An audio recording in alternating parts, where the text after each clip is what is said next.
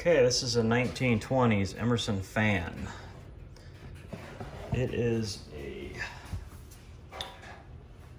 number 188990, type 16666, 110 volts, 55 watts, 60 cycles, and 3 speeds.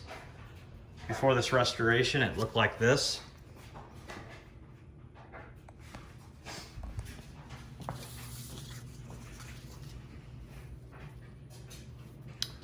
Someone had replaced the power cord originally with a rubber one. The cord up to the motor was original. It was still working, of course. It had been sitting in a barn for probably 10-15 years. Prior to that, it was a friend of mine's childhood fan, and prior to that, I don't know, but I believe it was given to him from family. I think it was passed down. Anyway, like I said, it was working when I pulled it out. It was done as a favor for my friend. This blade type, it looks like they've used this blade type for quite some time. There's a patent date on them that I found of September of 1899, and they are made by, I think it says Parker. Yeah, Parker Blade Company. So they've been using these even longer. This was torn down, stripped, and it was all powder coated. These blades had to be individually removed. They originally had a like a compression style brass rivet on them. I could not find, so I used copper, the kind used with a gun. It's just called Mirror Black, and like I said, it's a powder coat. The whole thing was opened up. The engine was coated. The windings were all coated with rubber. The cords was replaced with, this is rubber with cloth over it. It's a newer cord, and I did install a ground so that it's a lot safer. Transformer again too, it was working, but it was all recoated with rubber over the original cloth windings and rewired. The old wires are completely removed and new wires soldered on. All the connections are soldered. All the bushings are new. All the screws were either polished or powder coated. This model here, to fill it with oil, is pretty cool. You have to just turn this little guy here. There's a hole. Squirt your oil in. It goes down into a tube, and that tube, it's got 2 little splits in it where it will actually keep the motor moist. A model like this would be daily lubricated. It does not have any type of a wick or place of oil, like a reservoir. So this is more of a daily oiler. And it does not have any way to stop the rotation. There's different hole adjustments here for different placements of how much you want it to oscillate.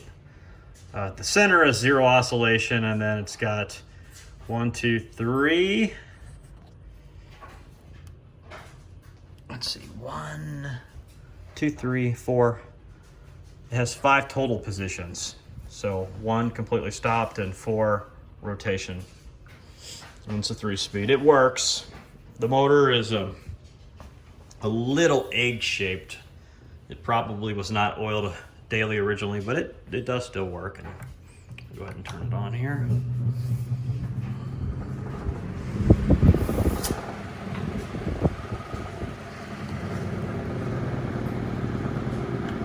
And a little bit of egg-shaped motor causes a little bit of vibration. It should run smoother than a brand new fan. So I am in the lookout for the not the entire, well, the inner part of the motor. The coil is fine, but I am looking to actually locate the center part of the motor. I would like to replace it and get it working flawlessly. But for now, it will probably act as more of a showpiece. But all speeds work. At 2nd gear, we were in the fastest 3rd gear, or 3rd speed. And here's 1st speed. When I found it, it did not have any type of a base. It was really would just been metal, so it would have been scratched. And I know these originally had some kind of a base to them. This is walnut covered with red felt. I recoated the over the bake light with rubber coating as well. Same stuff I used on the motor and transformer. This is wall mountable too.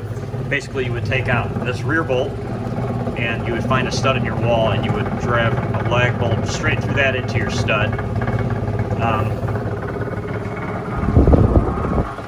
This right screw and left screw would need to be loosened, and then that pin would be pulled. That double-eared pin would be completely removed. There's a second position to put it in for higher to tilt it all the way back, but it is wall mountable. I actually prefer that just because of safety for kids. Also, when I found this, originally the blades were painted black when it came from the factory, and the cage itself was brass. So this is a brass cage, but brass on brass didn't look so good, so I decided to paint the cage black and do the blades in brass. Also, it had been repaired a few times. It had been broken from people picking it up by the cage. So it had a break here, one right there, and if you look right back there, there's another little ball on the back side there.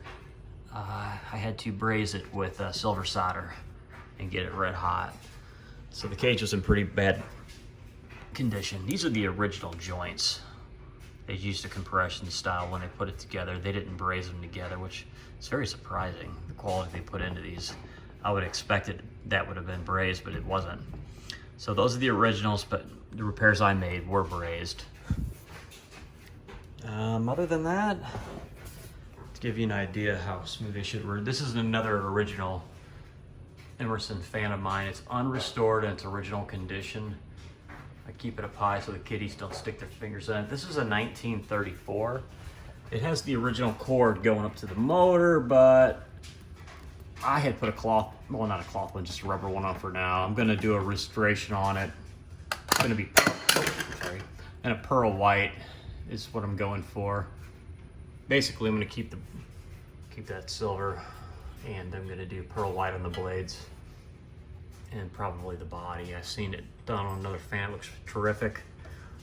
I'm not gonna go with the factory wrinkle, and then I'm probably going to redo the base, and I'm also gonna do it in white felt.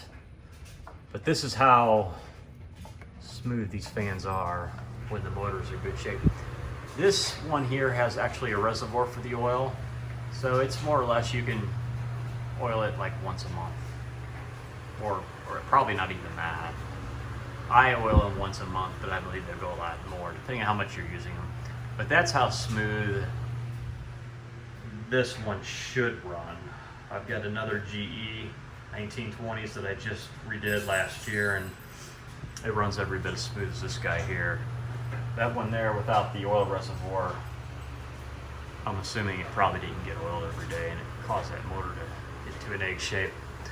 This guy's also got a pretty cool adjustment. You just hold this, or you turn it.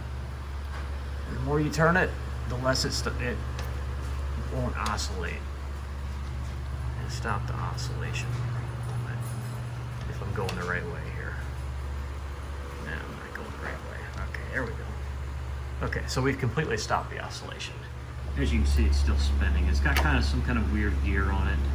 Now if I hold it, or turn it, I just turn it a little bit, it oscillates a little bit. Turn it a lot, it oscillates a lot. But right now I got on just very little.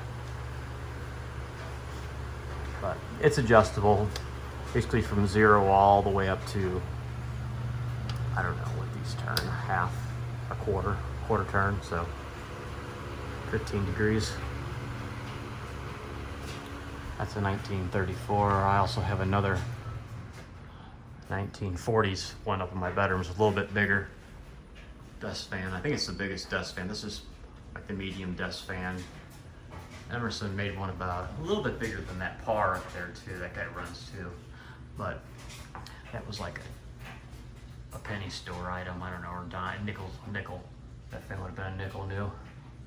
Par's kind of like a, you know, it'd been equivalent to what you find in a Five and Below or Dollar General today. Very plain Jane, but it functions and it works still. Anyway, that's all I have. Thank you.